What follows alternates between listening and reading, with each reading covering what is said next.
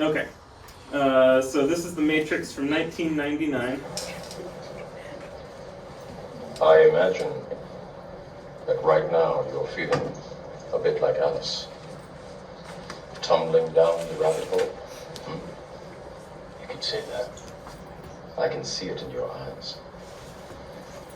You have the look of a man who accepts what he sees because he is expecting to wake up. Ironically, this is not far from the truth. Do you believe in fate, Neil? No, Why not? because I don't like the idea that I'm not in control of my life. I know exactly what you mean.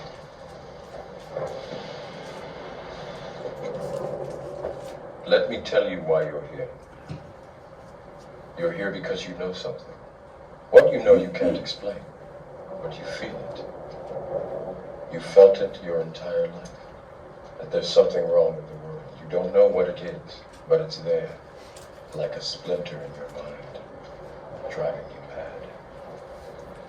It is this feeling that has brought you to me. Do you know what I'm talking about? The Matrix. Do you want to know what it is? The Matrix is everywhere. It is all around us. Even now, in this very room.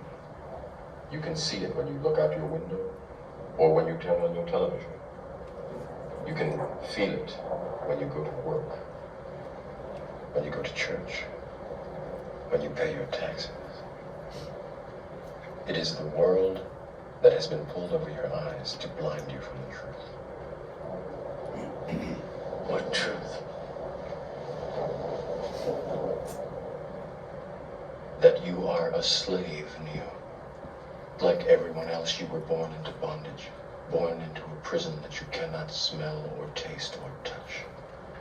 A prison for your mind. Okay.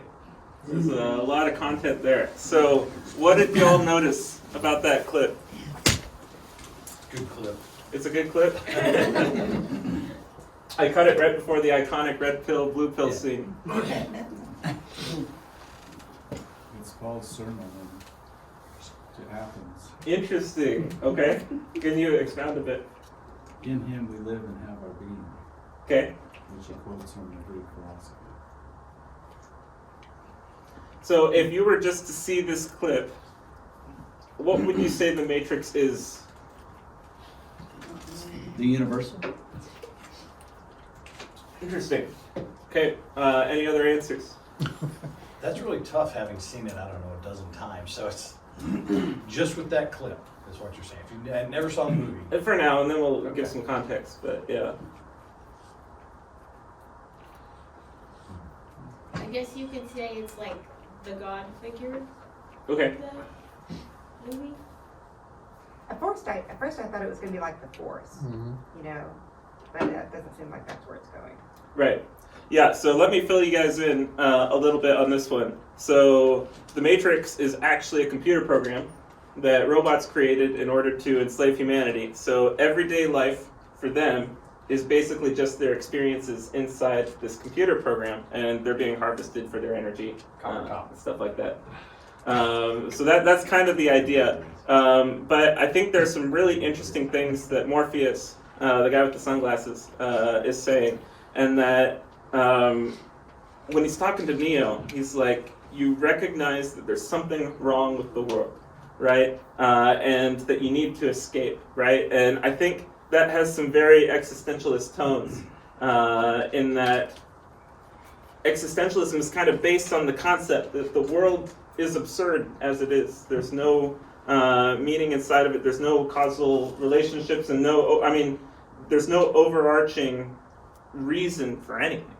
And yet you can kind of somehow escape out of that system and make meaning for yourself. And that's kind of the idea behind existentialism, is that it's, in a vague sense, immoral to not try to escape from the system.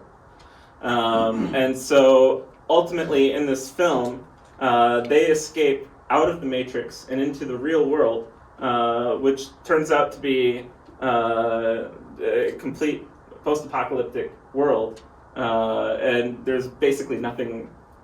I mean, it's terrible. It's compared to the Matrix, it's terrible, and it's interesting. Just to think that when they're escaping from the Matrix, they're escaping to a world that seems worse than what the Matrix is. And I think that's a really interesting concept. I've got one more clip from this one. So this is... Yeah, so the guy eating the steak here, well, yeah, we'll just play the clip and then I'll... Do we have a deal, Mr. Reagan? You know, I know this steak doesn't exist.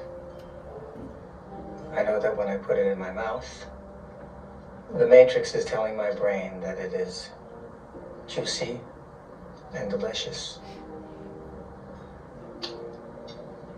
After 9 years, you know what I realized?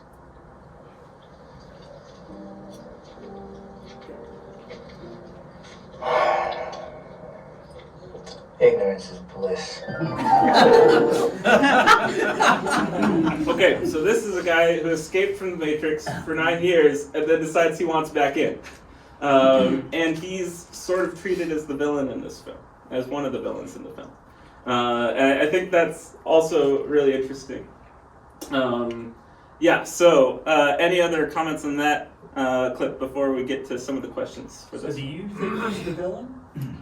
I'm not going to answer that question. This is about what I think. But it is. No, it's not. You picked the movie. Yeah, I did pick the movie, and then I'm asking y'all what you think. Yes, he's absolutely the villain because he kicks off so much of the bad stuff. I mean, he causes People to die. death and destruction by his actions, and he knows it's going to do it. That's what Thanos. Yeah. Well, anyway, let's get to some of the stuff I wanted to talk about for this one is just sort of the nature of reality and what is reality. So we're going to have to kind of approach it from an experiential sense. So that's kind of how the film is presenting it to us, is that let's ask the question, is the experience in the Matrix reality? It's their reality. Okay, so I've got a lot of people shaking their heads no. I've never seen the movie, so I don't know. Right, it's not the real world, right? It's It is something... to them, though. Yeah, so to all the people who are in the Matrix, it is all they know, right? So does that make it reality? Yes. Okay? Perception. Right, so it's all based on perception, right? So this film is trying to get you to think about how do we know what is real in the world? Because it's saying even if the entire world was a computer simulation, we would have no clue about that. And so I think that's kind of one of the questions that they're trying to get us to ask. Now, from a Christian worldview, obviously, this is not the real world, right? There is a real world that's beyond the Matrix. In fact, the Matrix presents that real world as being the real world, while the Matrix inside is not real. Inside is it more nihilism? Because it's a machine. It's like you have no choice. You think you have a choice, but you really don't. It's almost a nihilistic kind of... Yeah, there is some fatalism inside the Matrix. But it's interesting, the way that the Matrix is presented at the beginning of the film, when you're just seeing people live in it, it looks like the real world that we know and love. And they show clips from like an office and stuff like that, and the guy's talking to his manager and all that stuff. And it looks like the experience that the modern 20th century person is experiencing. So, well, computer games are already partly there, right? So when a player is immersed in a computer game, their brain is acting like they're there to some degree. Especially if you put a VR headset on. 'Cause Yeah. My son has one, it scared the poo out of me, so yeah. And so there was a Catholic 18th century philosopher priest who basically said, this is the way the world is. We live in a simulation within God's mind. It was rejected because no one wanted at that time to believe in God. But it's a plausible view of the world, that we live in a simulation, not.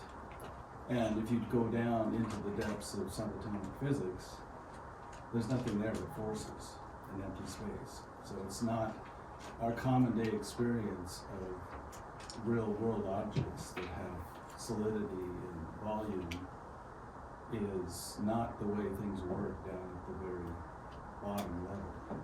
Interesting. But don't we exist in a reality that by nature does not exist? And hang on for you. Okay. What is the only thing that exists on its own? And the answer is God. Okay. God created everything. If God does not create it, and it says He sustains it, so He continues to do it. If He does not continue to sustain it, then it all disappears, and there's only the triune God. But Yeah. that doesn't make our world unreal. It means that our reality is contingent. I didn't say it was unreal, right? I thought you did. I'm just saying, think about what it is. It does not exist out of its own nature. It is a creation of God. And Yeah, it's sustained by God. It's a contingent reality, but so it's not that we're just the mind of God. We are actually a real reality that exists independently of God, but dependent on God. Wait, you said independently of God? I disagree with that. No, he said dependent on I God. said independently of, but dependent upon. So they're different, but we still rely on God. Distinct. Yeah. We're not part of God. That's a good word. And I mean, distinct, in the Matrix, the people are real in the real world. Well, the Word They- became flesh. Yeah. The Word became flesh. So the Bible already condemns the whole, we're living in that poor priest. I mean, we don't. Well, no, he never said in his mind, he said in God's mind. Well, they're kind of. I'm not saying he's same right. group. I'm saying this is an old idea, and it probably Yeah. goes back to Plato as well. It's Yeah. a Platonic idea. But I was really struck when you talked about, there's just a computer telling you that this steak tastes good. And that is really the worldview of a naturalist. That it's not that any of these things are actually good, it's just that chemicals are firing in my brain telling me that this is good. So all they've done is substitute the naturalistic worldview and they've called it a computer, but it really is expressing the way they view reality, which is that it's all illusion. The things I enjoy aren't because I like them, but because certain chemicals happen to fire off, That's interesting, yeah. Well, and I think that's, for those of us that have seen the series, where they actually talk about, we actually tried to do it basically like a Garden of Eden, and the people kept waking up because they couldn't accept that they didn't have suffering. And so that's how we wound up with the one that he's in and the movie comes out of. But I find that real interesting that in our modern day world, I mean, if you look at the way that we live here in the States, or the westernized world, if you will, and yet when they do happiness, seeing how happy people are, Americans are some of the most unhappy people on the planet compared to those that don't have what we have at our fingertips. And I think going back to the movie, that was the whole thing, is if they aren't suffering and striving for something, they won't stick. Yeah, they won't work. So I had a comment Okay. on this idea of perception, right? And so it's the Second Kings. When the servant of the man of God early went out and discovered an army, horses, and chariots surrounding the city, he said to Elisha, "My master, what are we to do?" Elisha said, "Don't be afraid. Those who are with us outnumber those who are with them." Elisha prayed, "Lord, please open his eyes and let him see." The servant's eyes were opened. He saw the mountain covered with horses, chariots of fire all around Elisha. The reality, what is our reality compared to what is reality? Right? Right. And it's what we perceive. So unfortunately, that leads to, like I said, I think some of these false philosophies are a step in the right direction, but they take two. if that makes sense, right? They go too far. Yeah, they go too far, right? That there is this sense that what I experience is what's real, and yet I don't experience the whole thing. So therefore, I move into error when I take the second step down that path. Okay, interesting. Yeah. So that kind of goes into the next question: is the real world reality, right? And Stacy says yes. yeah, Stacy says yes. I think a lot of people would say yes. I think that one guy eating the steak would maybe probably say no. Yeah. So kind of interesting. And yeah, is there something wrong with the real world? Yeah. The robots are in control and enslaving humanity. Yeah. So the one, if you accepted the Matrix metaphor analogy, the difference is the humans that are sitting in the real world that are being fed with stimulus, in our view, we're the ones that are the cause of evil. Like in the Christian worldview, evil comes from the heart of man, not from the physical world. Now, bad things happen in the physical world because of its fallen state, but it's us that are the problem, not the Matrix. That's really interesting. Yeah. Yeah, and the whole ignorance is bliss thing, I think, is very prominent today, because if you don't want to know there's a God, because if you do, then you have responsibility. Right. You have to acknowledge that He is in control and you're not. Well, in 1 Corinthians 13:12, because it was some of the stuff, especially the guy eating steak, the ignorance of bliss. But for us, it says, "For now we see through a glass darkly, but then we will see face to face. Now I know in part, but then I shall know even as also I am known." In other words, we don't get the whole picture. We really are looking at it through a dark piece of glass, but we perceive it because God allows us to, because those of us that have accepted Him as Christ, He indwells us with His Spirit, and therefore we perceive this world differently. We see the pain and the way that it's gotten to where it is. And our Bible gives us pretty good guidelines on how we got here. Back to the Matrix, they're basically going, all those people in the Matrix, they know no different because they don't have the special skills that Neo and those that haven't seen it. The special revelation. Yeah, they get because their minds work different. It won't accept that this is the way things are. So very interesting. So imagine it in a modern day example. Imagine you're talking to the typical North Korean. They live in a very closed, isolated society. They've been told, and they have experienced what they see as reality, right? And what they've been told the outside world is like. They're rebellious, right? Something like that. How do you explain to them? Right. Let me tell you what is real Without taking them to it. Yeah, Plato has a version of that analogy where it's a bunch of people who grew up in a cave, and all they ever see are shadows of people walking around in the overworld, but they never actually experience light and sun and stuff like that. It's a very similar type of idea. But I think, I don't want to go, perception changes how we perceive reality, but perception is not reality. Okay. And I think that's important, that they perceive the Matrix, but there is a real world. And it is very real, the perception, but it's not the whole picture. So when we equate perception to reality, I think we're in really dangerous territory. Yeah, I agree with you. Yeah. And I think because we have special revelation from God in His Word and what He's told us, we can be absolutely confident that there is a reality external to our perception. Yeah. Cool. I had a couple more questions. So Cypher's the guy eating steak. Neo's the guy at the front there who was talking to Morpheus. But essentially, why are they doing what they're doing? And essentially, so Neo wants to escape the Matrix. Cypher wants to get back into the Matrix. And so in some sense, there's some conflict between them. And Neo said he wanted to know the truth. Yeah, Neo wants to know the truth, to experience the true reality. Cypher's tired. Cypher's tired. I mean, he's been living in the world that they show us that is the real world. And as you said, that post-apocalyptic, I mean, they're having to live down near the core of the earth because the planet is just a wasteland Right. that humans couldn't live in. You know, his motivation is, I'm tired of this. Yeah. Make me back into a battery. Yeah. Really interesting. Okay, so that's The Matrix. Well, Yeah. just two comments. So, Neo wants to know the truth. So I wonder if they're addressing the human condition.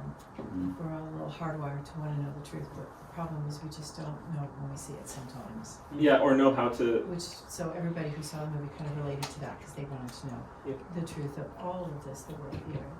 And a comment on that, the Matrix movie actually caused this, I guess, growth in Silicon Valley area, and there's a couple of churches that were started where they kind of were using AI and the Matrix, and they believed the Matrix was true, and one of them was called The Way of the Future, and it just recently closed its doors. I was texting Tom going, what was the name of that church again? And they just closed the doors and donated all their money to BLM. Because the church didn't take off, because at the end of the day, they did actually have a church service where they talked about the Matrix, and they were all living in the Matrix. But the thing is, they couldn't figure out how to break into the actual Matrix. Right. So everybody kind of lost interest, and membership slid quickly. But they said there's a unique thing that happened because of the Matrix, and this belief in the Matrix is all of these people were atheists. And now some of them are questioning, well then who is the creator? Really interesting. And I loved your first clip because where he's asking Neo, Neo responds. Where he's saying, you know something's wrong. It's like a spinner in your mind. Unsaved people know something's wrong. And that, if they've seen the movie, you could use that. Actually.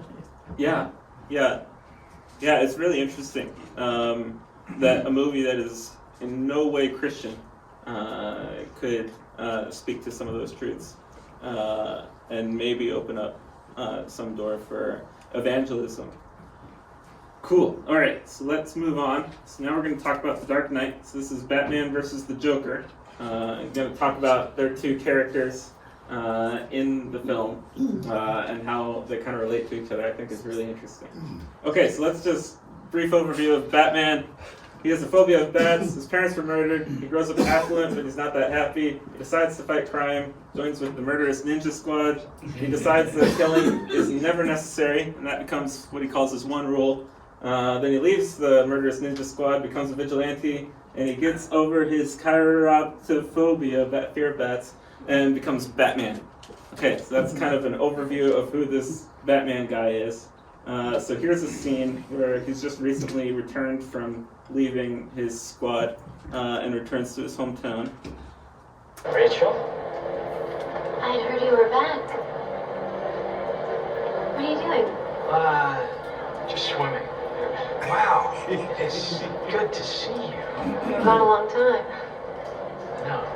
How are things? Same. Job's getting worse. Can't change the world on your own. What choice do I have? When you're too busy swimming. Rachel, all this, it's not me. It's inside. I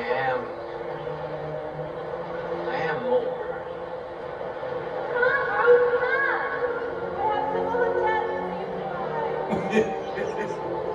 Bruce, deep down you may still be that same bright kid you used to be. But it's not who you are underneath. It's what you do that defines you. Okay, so the main line, it's not who you are underneath, it's what you do that defines you. It's very existentialist, very existentialist. And Batman, by the way, this is Batman, and this is his secret identity.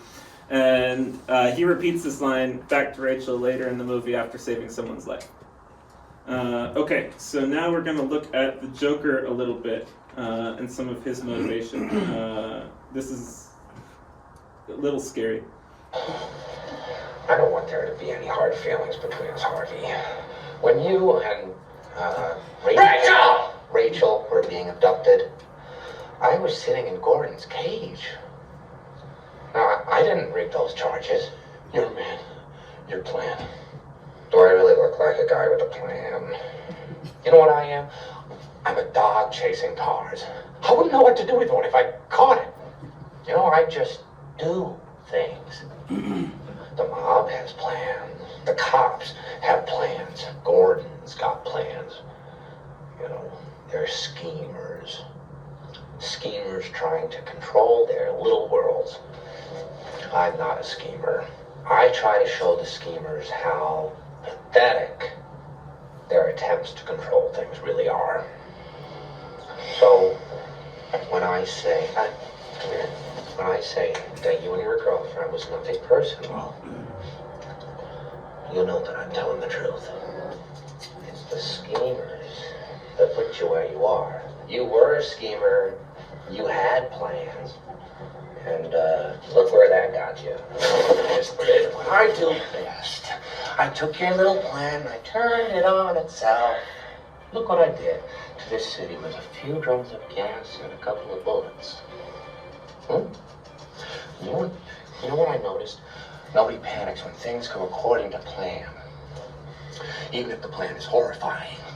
If tomorrow I tell the press that like a gangbanger will get shot, or a truckload of soldiers will be blowing up, nobody panics. Because it's all part of the plan. But when I say that one little old mare will die, well, then everyone loses their minds. Introduce a little anarchy. Upset the established order, and everything becomes chaos. I'm an agent of chaos. Oh, and you know the thing about chaos? It's fear.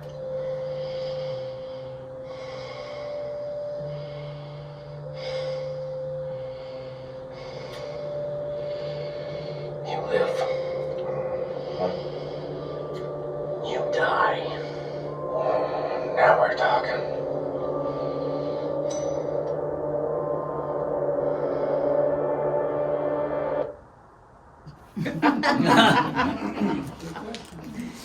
Okay, that was quite a clip. What did you guys notice about Joker?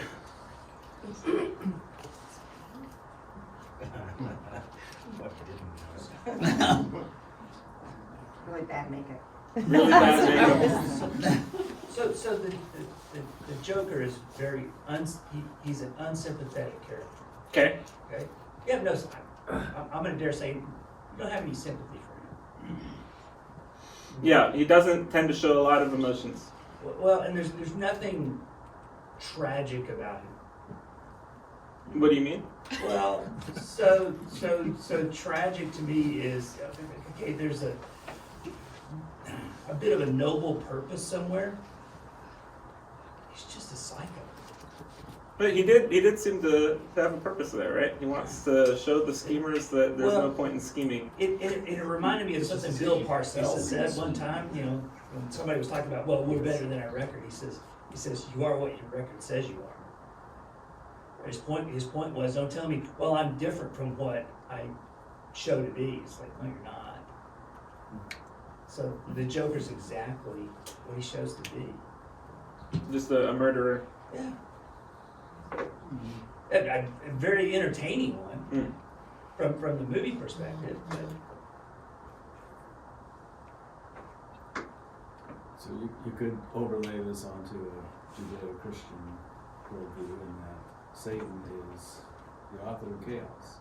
God created a garden, created a world that was good, a garden where there was no sin, and he comes in to mess it up.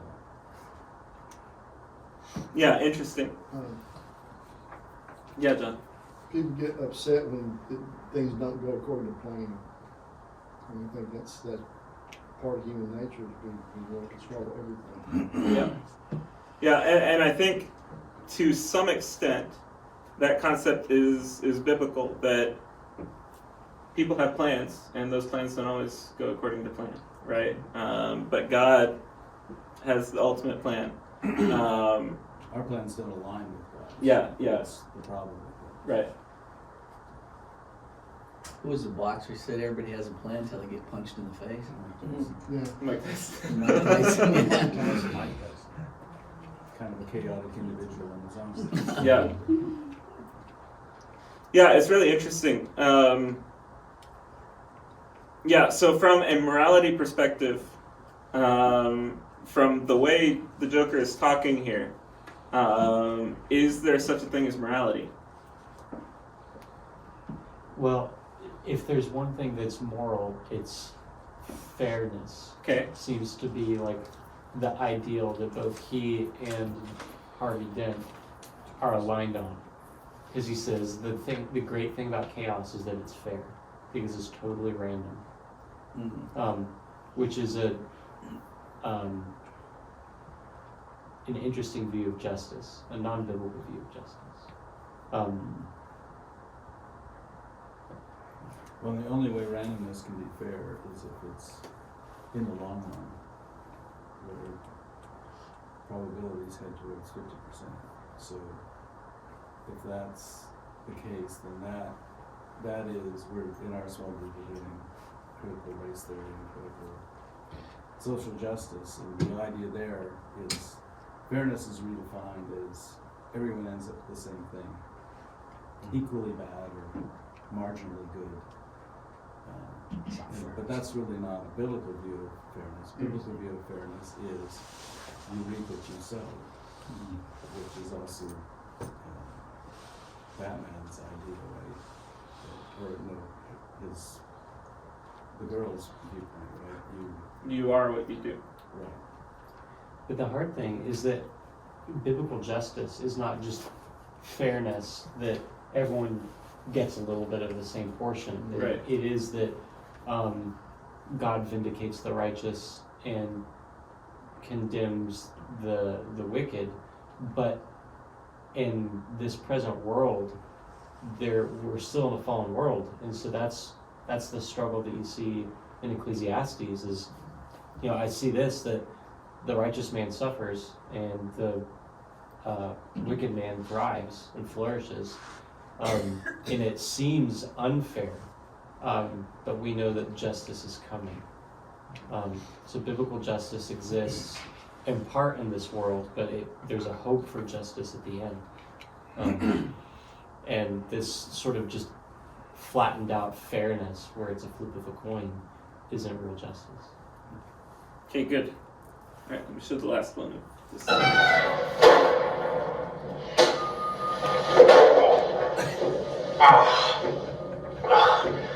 Never start with the head. The victim gets all fuzzy. You can't feel the neck. See? You wanted me.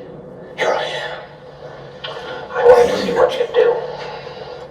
And you didn't disappoint. You let 5 people die. Then you let Dent take your place. Even to a guy like me, that's cold. Where's Dent? Those mob fools want you gone so they can get back to the way things were. But I know the truth. There's no going back. You've changed things. Forever. And why'd you want to kill me? I don't want to kill you. What would I do without you? Go back to ripping off mob dealers? No. You complete me. You're garbage. You kills for money. Don't talk like one of them. You're not. Even if you'd like to be. To them, you're just a freak. Like me. They need you right now. When they don't, they'll cast you out. Like a leper. See, their morals, their code. It's a bad joke. You've dropped at the first sign of trouble. They're only as good as the world allows them to be. I'll show you. When the chips are down, these civilized people, they'll eat each other. See, I'm not a monster. I'm just ahead of the curve. Where's Dent? Have all these rules, and you think they'll save you.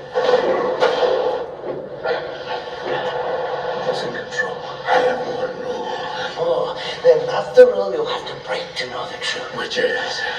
The only sensible way to live in this world is without rules. And tonight you're gonna break your one rule. Okay.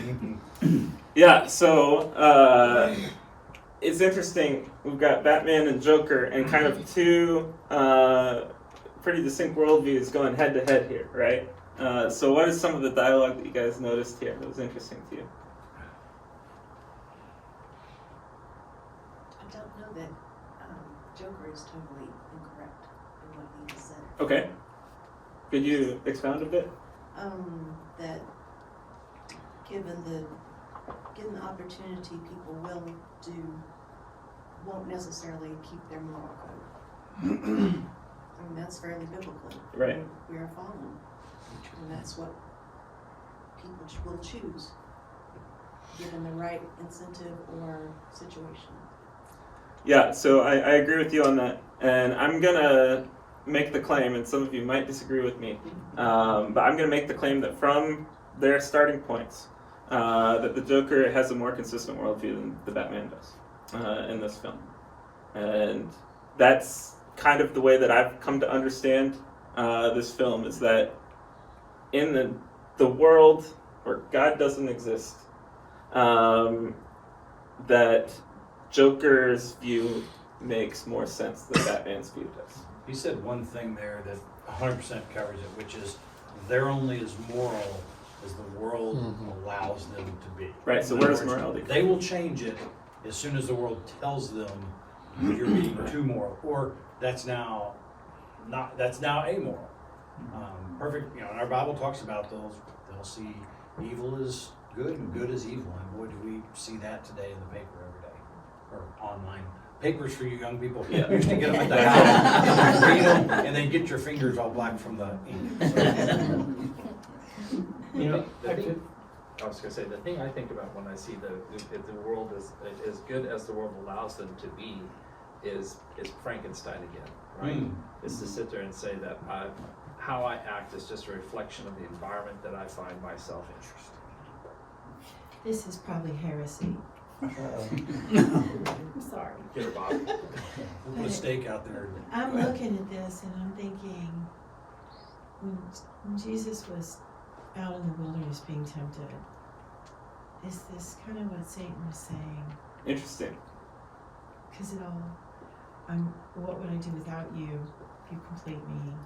These people are garbage. Why are you going to do this? They're going to turn you out. You're going to be thrown out like a leper. They're going to kill you.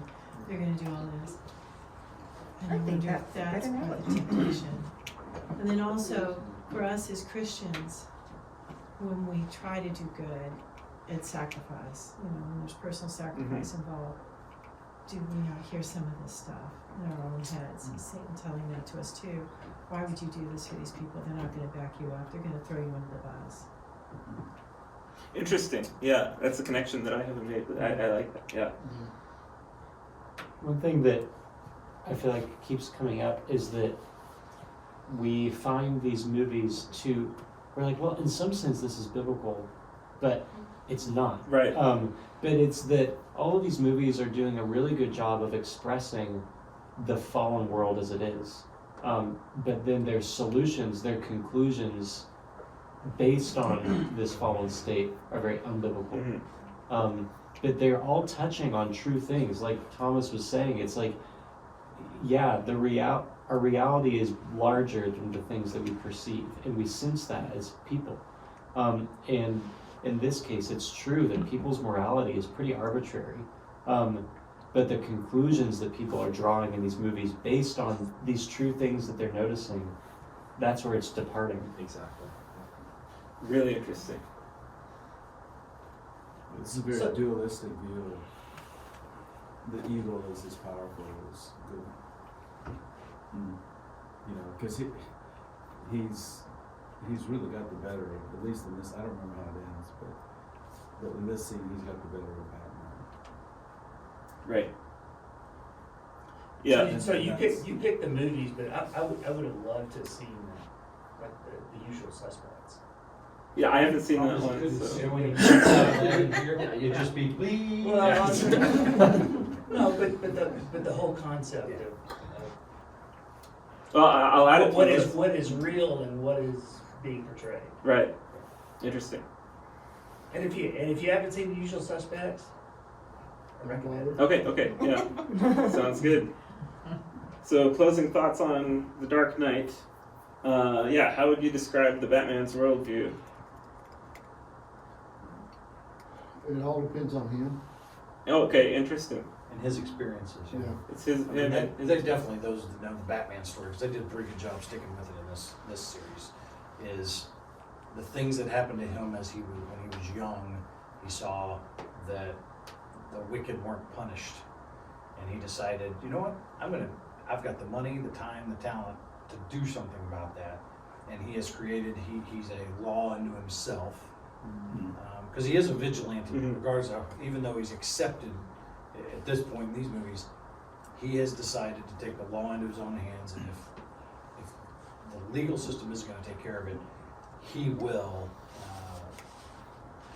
render justice into his under his own power. Right. So he's for justice, and he does have some sense of morality that he's sticking to. Right. I think we all like him because we'd like to do it too. We'd like to do it. Yeah, we want to be Batman. I just want to be able to jump off a building and fly. Yeah, I don't know about the rest of you, but that cape is So is in the Batman movies, is Bruce Wayne and Batman, are they the same?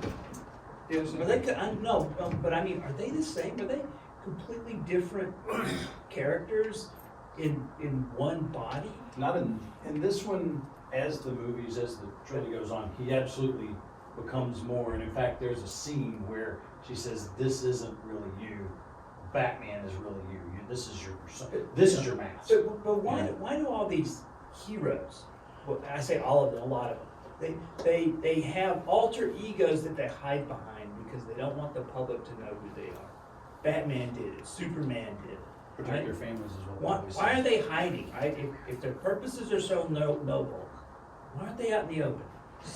Because the bad guys would come after their families. At least that's, again, I was a huge comic book fan. That's what they all. That's why they all have. It's to protect the innocent. Didn't you watch Spider-Man No Way Home? Yeah. Anyway, so how would you describe? Does it have a fan? What? He has people he loves. Anyway, so how would you describe the Joker's worldview in this movie? It's consistent with the biblical nature of man. Yeah, it's interesting. We're all fallen. Yeah, everybody's fallen. So he's a psychopath. He's a psychopath. Yeah, and a pure or a sociopath too. He doesn't care as long as he is breaking things. Okay, so I like in that first scene we watched with him. He says, "I just do things."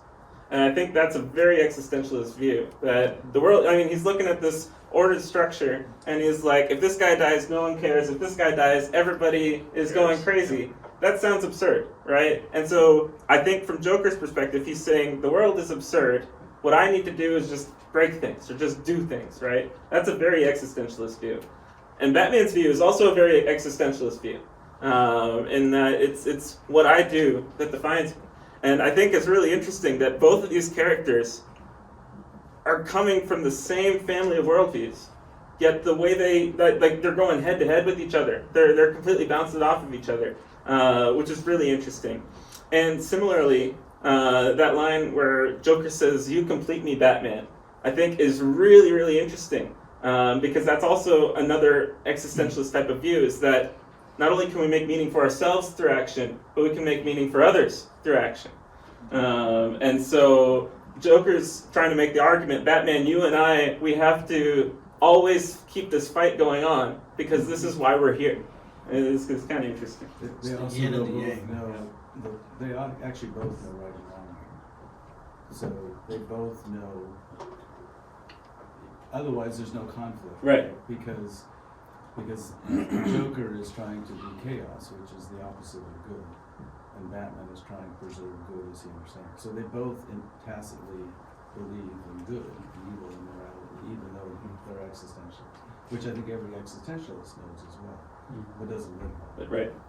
But this is also a great example of why existentialism doesn't work in practice, which is that I'll just rise up and define myself regardless, irrespective of the world around me.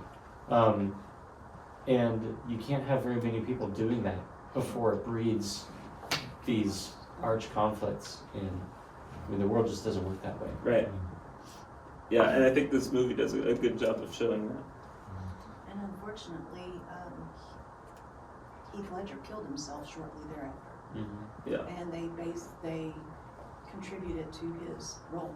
Yeah. Right, as the Joker. Yeah, extremely depressing. Cool. Got 5 minutes left.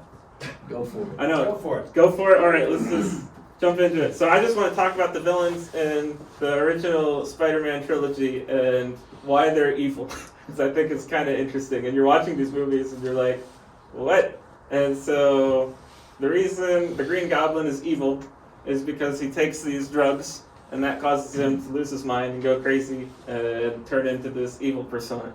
The reason this Dr. Octopus guy becomes evil is because he's got this artificial intelligent link with these robot arms that he just uses to build things, and then the AI overwhelms his consciousness, he turns evil. The Venom here is basically an alien parasite who's inhabited a guy and turns him evil. So, well, it's not 100% true. He's not the best guy in the world. Guy, so he's not a bad guy. He's not the best guy in the world. That's how I describe it. He's a criminal, so I don't know your definition. Was he a criminal at that point? Pretty well. Okay, I'm not sure in the movie, in the comics. Okay, in the comics maybe. Yeah, I'm talking specifically about the movies. But yeah, I think it's really like when you're watching these movies, you're like, none of these, like all of these villain characters, I like them until they turn into the villain because of some weird third influence that has nothing to do with them. And so I've got one more clip for the fourth villain of this trilogy. I'm just here to see my daughter. You are an escaped convict. The cops are looking for you. You're not getting near her. You're nothing but a common thief. You maybe even killed a man. It wasn't like that. It wasn't. I had good reason for what I was doing. And that's the truth. You and the truth, sitting in prison, having 3 meals a day together. I live in the presence of great truth. And that is the truth that you left behind, right there in that bedroom.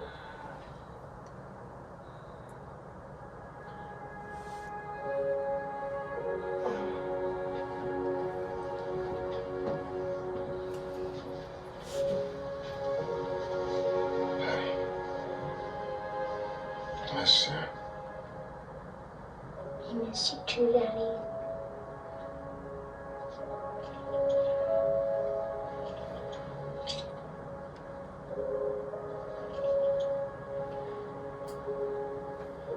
I promise. I'll make you healthy again. Whatever it takes. I'll get the money. You get out of here now.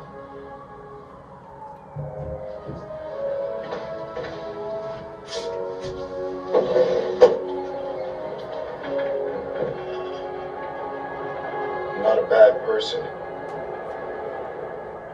Just had bad luck. Bad luck. But I had no choice. We always have a choice. You had a choice when you killed my uncle. My daughter was dying. I needed money.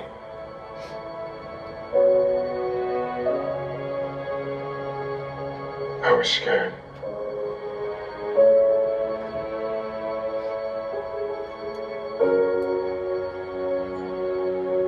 I told your uncle all I wanted was the car. I need your car. He said to me, why don't you just put down the gun and go home? I realize now he was just trying to help me.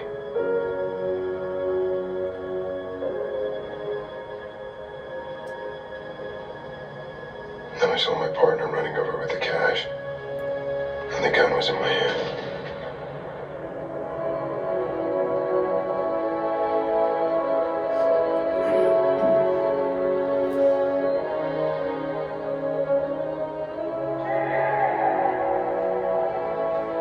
terrible thing to you. I spent a lot of nights wishing I could take it back.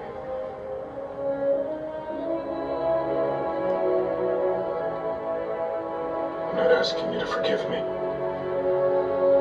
I just want you to understand.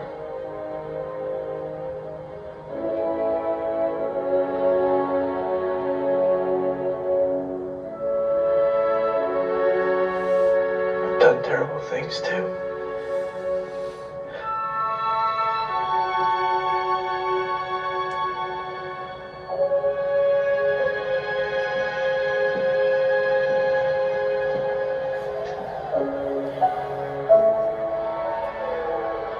I didn't choose to be this.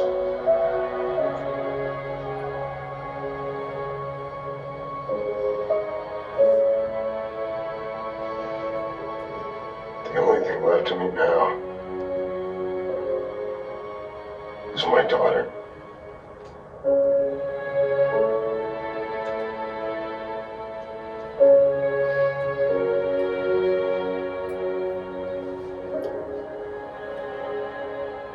I forgive you. All right, so that's that clip. So what do you guys feel about that villain, the Sandman? The one statement that Kennedy made is I'm not asking for forgiveness. Okay. Versus what Spider-Man said.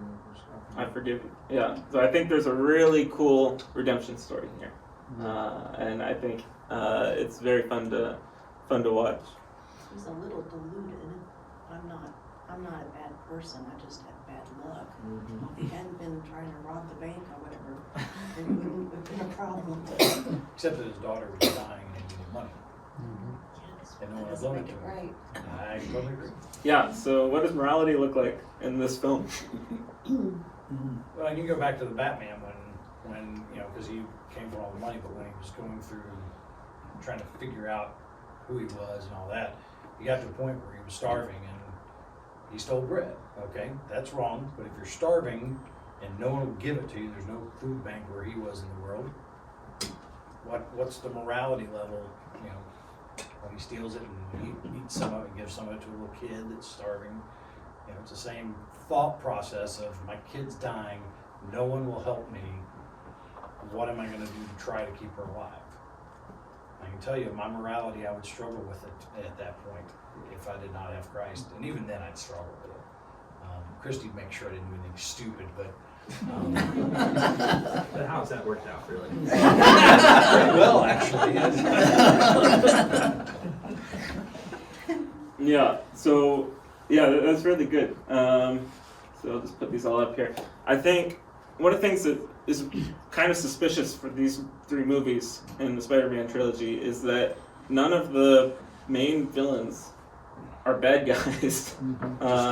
To start, until they get some weird external influence that turns them evil. And I think that's an incorrect view of the nature of man. That's exactly opposite. Yeah. Right, exactly. So that's the main reason that Without an outside influence, you'll stay good.